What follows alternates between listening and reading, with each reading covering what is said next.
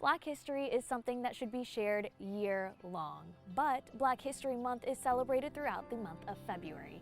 We share stories of fighters, change makers, and those that are making a difference.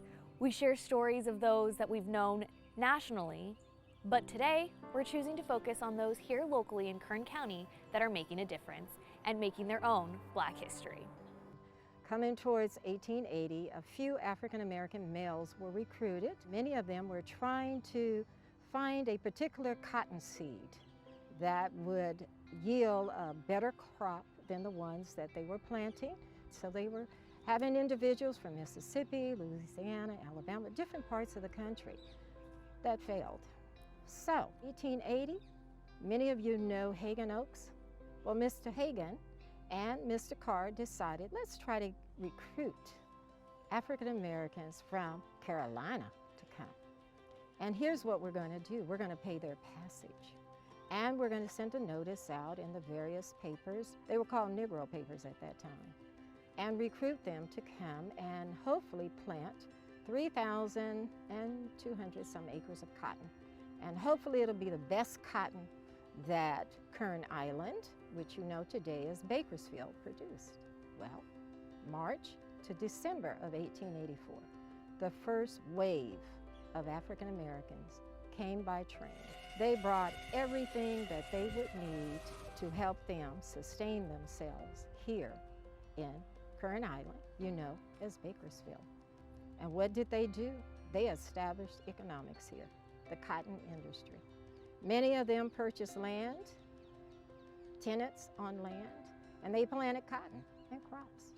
It did not take well because they were thinking rainfall. So many of them from that 1884 group said, I'm ready to go back home, or I want to explore California.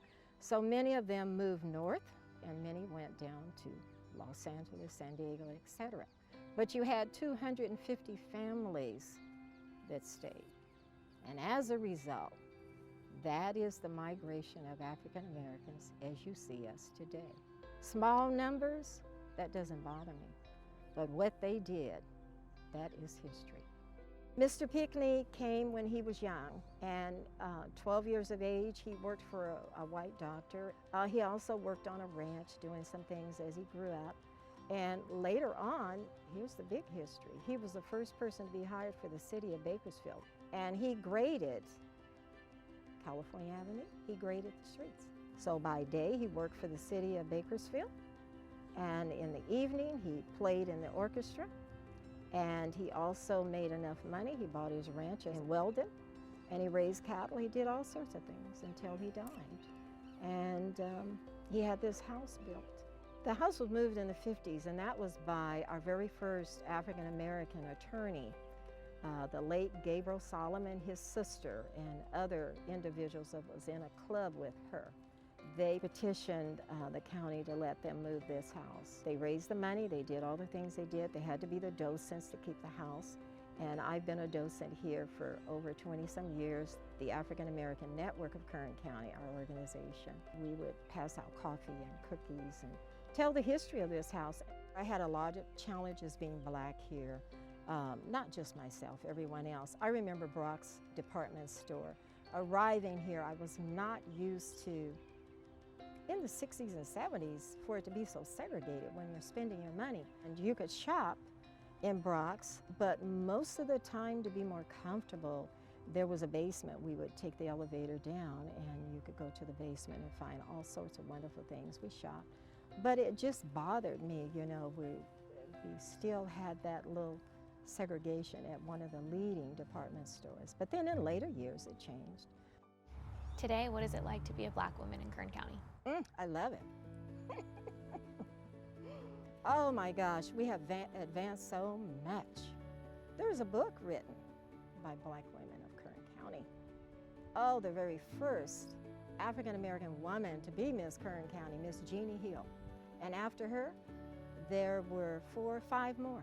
Artists have come out of this community. Clothiers, designers have come out of this community. So yes, that gives me delight. We've come a long way. What does Black History Month mean to you?